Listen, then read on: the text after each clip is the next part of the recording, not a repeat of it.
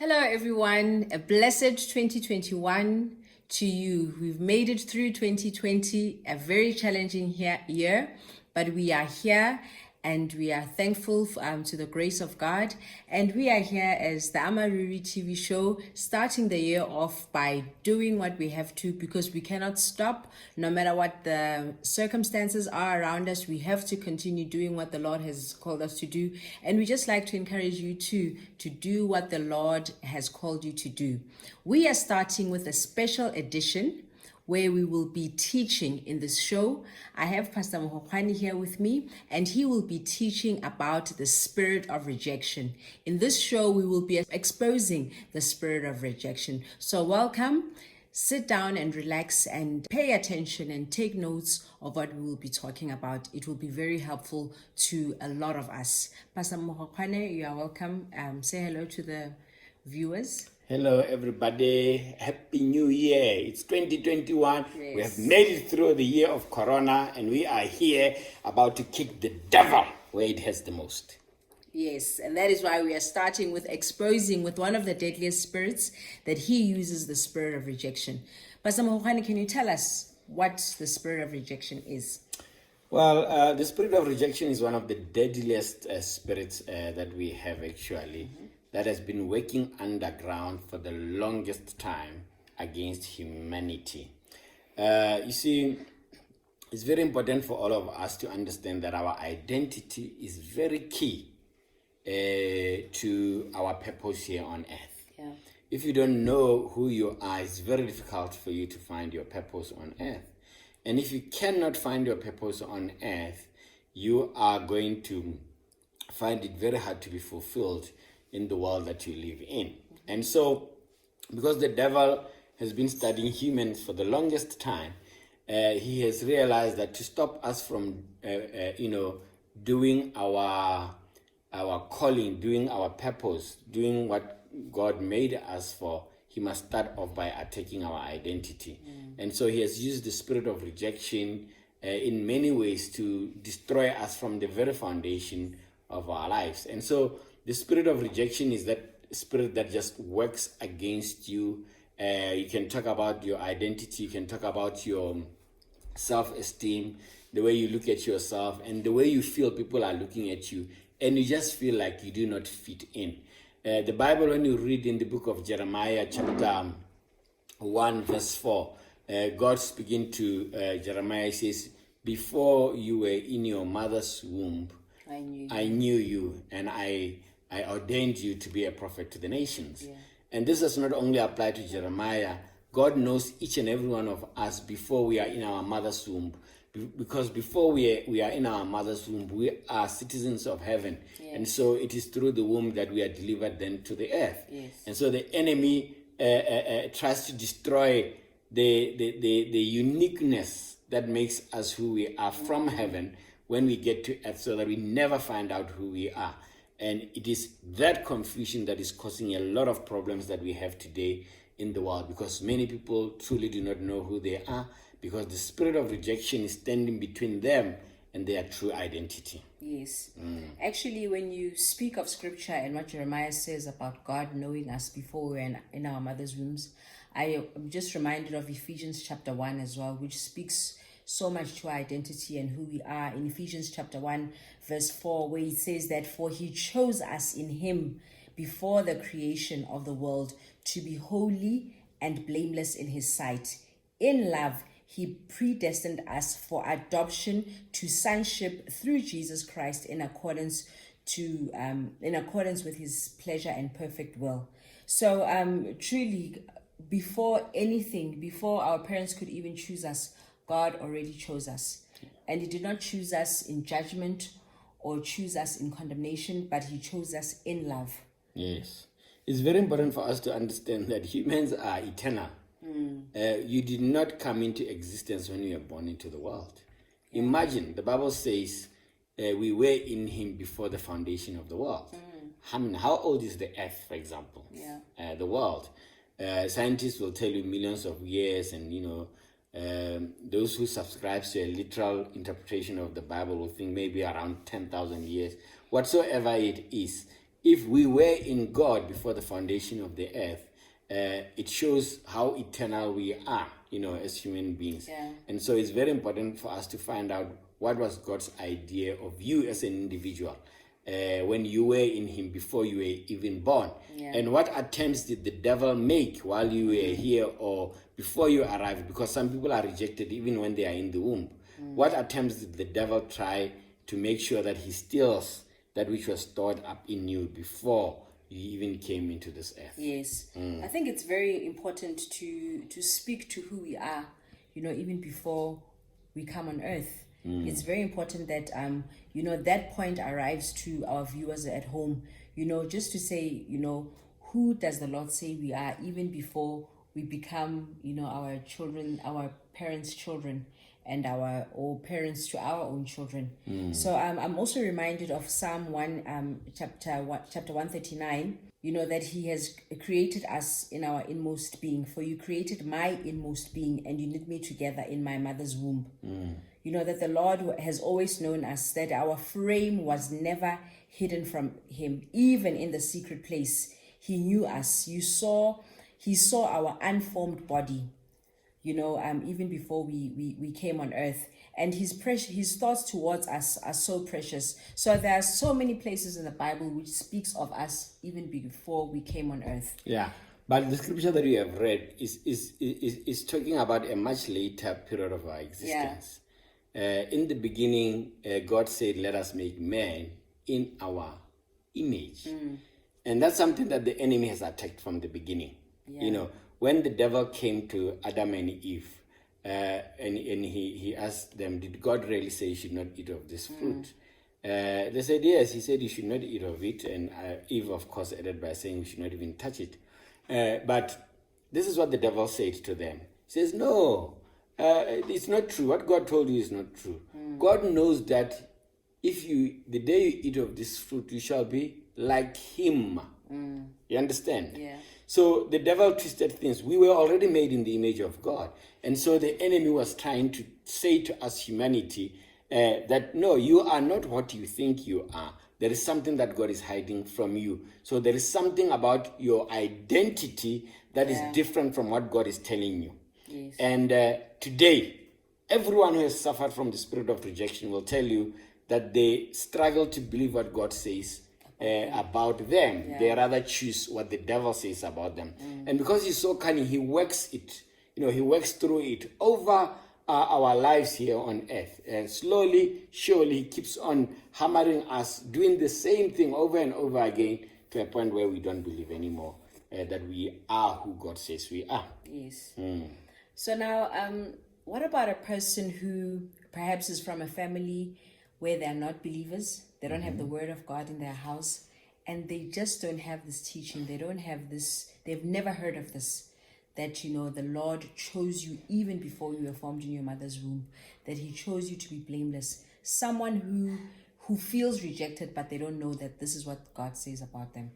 You see, the truth is that when sin came into the world, it attempted to alter our true identity. But deep down within us, we are still made in the image of God. Yeah.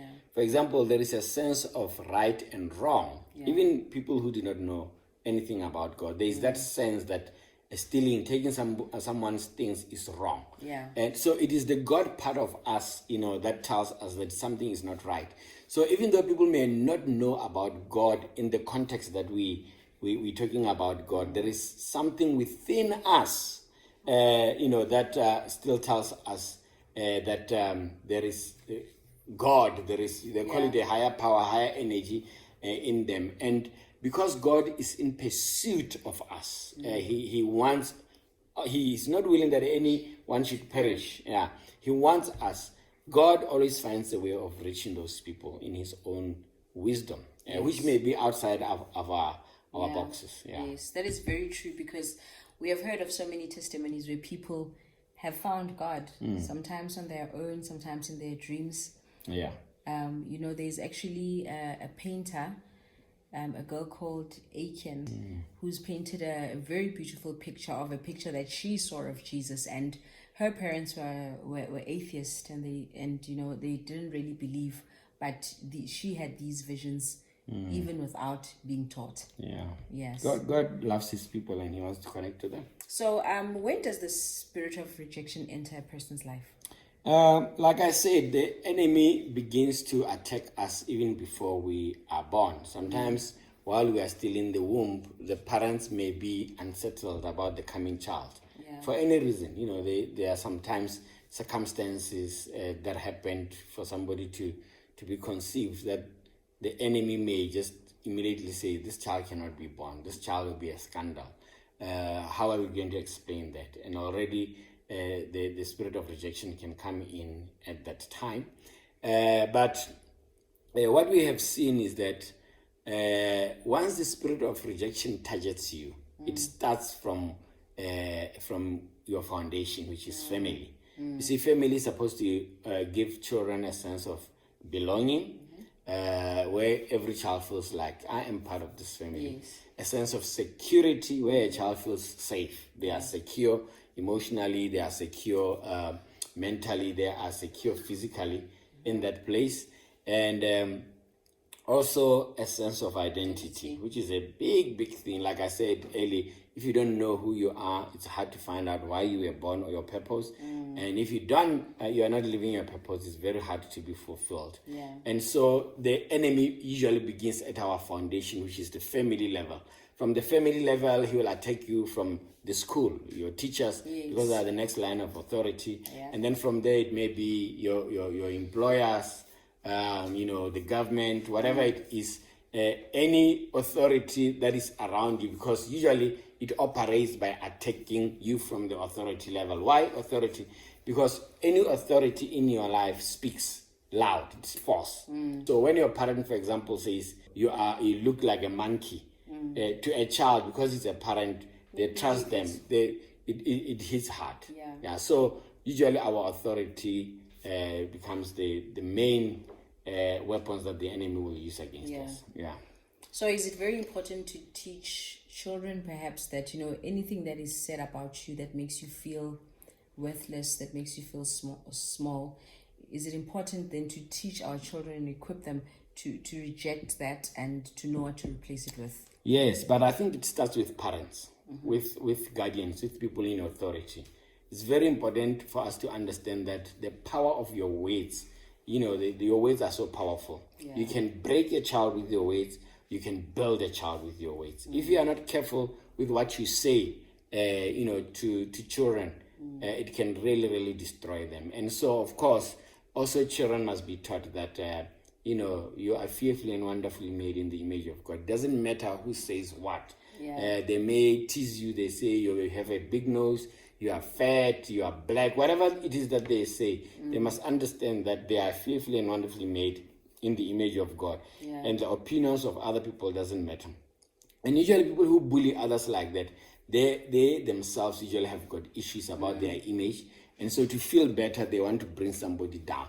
And so if children understand those things, instead of being angry and allowing it to change them, they can turn it around and see that this person actually has some issues. They need help themselves. Yes.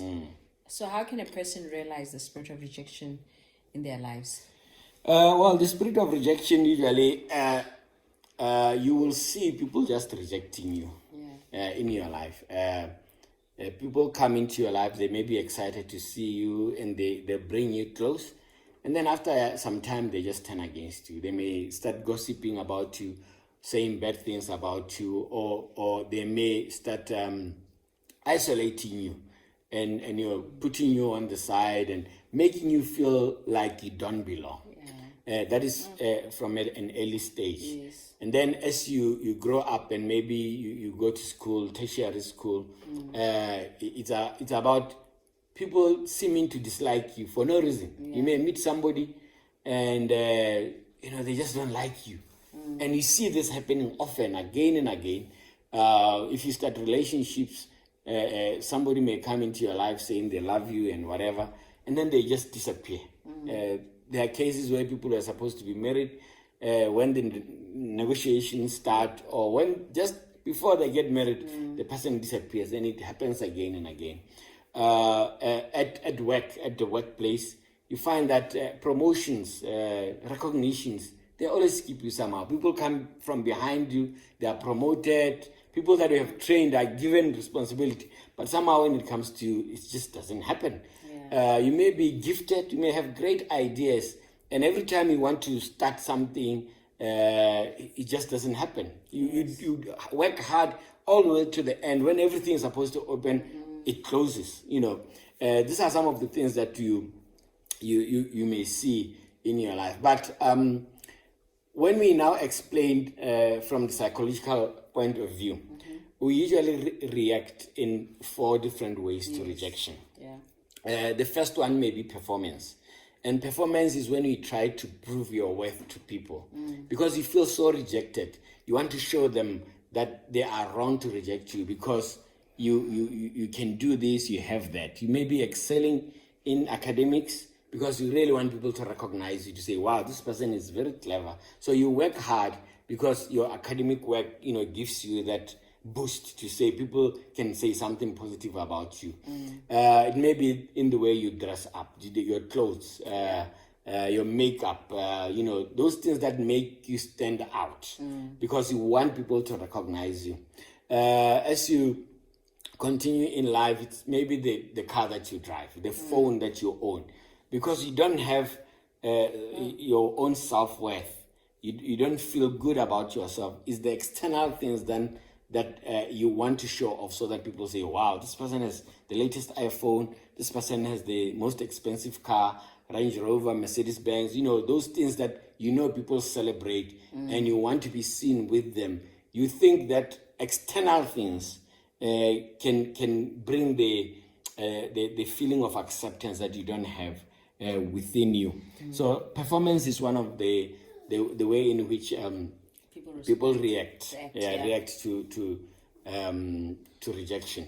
The second way is withdrawal. This is where now you feel like, I've done everything that I could in my power to show people that I'm worth something, but people still have not, recognized me or welcomed me the way I thought they will welcome me. So instead of being hurt by them not recognizing me, I'll rather withdraw from them. This is where now you stay in your room, many hours. You are on your phone. You become friends online. That's your social life. It's an online platform. But when it comes to reality, you avoid people because you are afraid of being rejected. And it is in the withdrawal state that some bad habits begin, like overeating, eating unhealthy foods that are nice because you want to feel good. So you eat things that are nice, comfort eating, chocolates, greasy foods, all of those things. And then usually what those things do is that then they may make you gain weight or, so that you feel even worse about your image because of all of these things. And so there are some other ways, bad habits, pornography, self-pleasure, those kind of things we find ourselves trapped in. So it's performance, it's withdrawal. The third one is what we may compliance. That's when you comply to the demands of others. You just do what others want you to do because you feel if maybe I do what they want, then they will accept me, they will love me. But then after some time you realize that these people don't love you, they love what you can do for them. And so you realize they are using you and it can hurt you even the more. The fourth one is criticism. This is now when you have reached a stage of the downward spiral of bitterness. You are so bitter, so angry that people don't love you, don't accept you. And so because you are there now, you are ready to fight back. And you are like a spitting cobra, ready to spit on anyone, poison that comes from you. You are very ungrateful, where no matter what people do, you're always complaining. You can never be satisfied by external things because there's a dissatisfaction within you. You are like a wounded buffalo and ready to hit anyone who is. This is where now you would have reached what we call the downward spiral of bitterness. You can check in my videos if you want to learn more about the downward spiral of bitterness, because rejection again and again and again ultimately causes the downward spiral of bitterness. And what I have found out also about rejection is that it works together with the spirit of disappointment. Yeah. Because you are rejected, you get disappointed a lot. And when you are disappointed many times, you don't have faith anymore in that anything good will happen in your future. People who have been rejected may have sayings like, men are dogs. They say things that because they've been hurt, by men, they generalize a lot. They don't trust people. Yeah, they don't trust people. They really generally have problems with relationships because of that trusting that was broken. Yes. Yeah.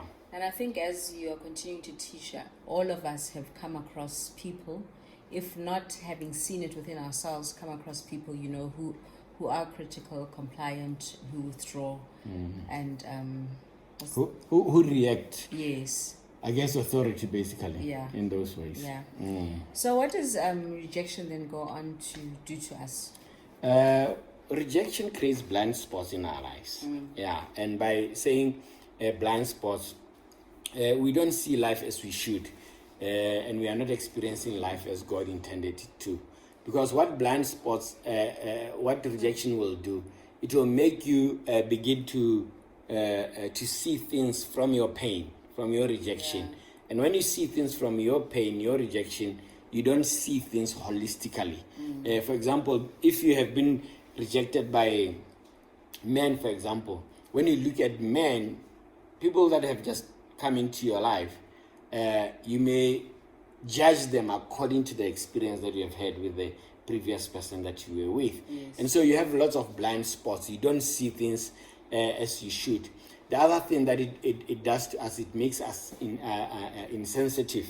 We don't feel for others. We don't have compassion for others because we are so hurt. We are so consumed by our pain that we don't realize that other people are pained. And usually people who pain us, hurt people, hurt others. Yeah. So when you have been pained like that, because of your hurt, you tend to hurt other people. But if you had to reverse it and realize that the person who hurt you is probably hurt themselves, you may have compassion for other people and find it easier to forgive them. So you become insensitive. And the other thing is that you become emotionally immature. By this, in this context, is that you think that other people are there for you to make you feel better about yourself.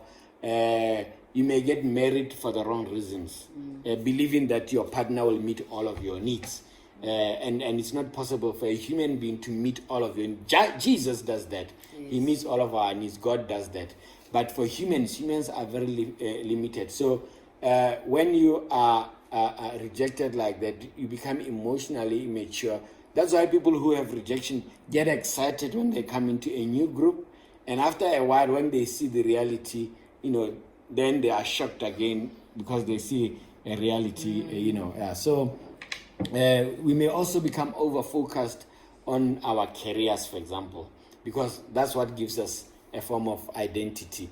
Or our possessions, like I was talking earlier, it may be your car, your house, maybe your wife, whatever it is that you think. There are people who actually go into relationships, not because they love the person, heart to heart, but they love what that person... And the association. Yeah, the association with that person. So they love the idea of being with the person because maybe this is a prominent person. That's why it's very difficult as a celebrity or somebody who is already known to find a genuine partner because you don't know whether they love you or they love what you do or the image that you have in the society.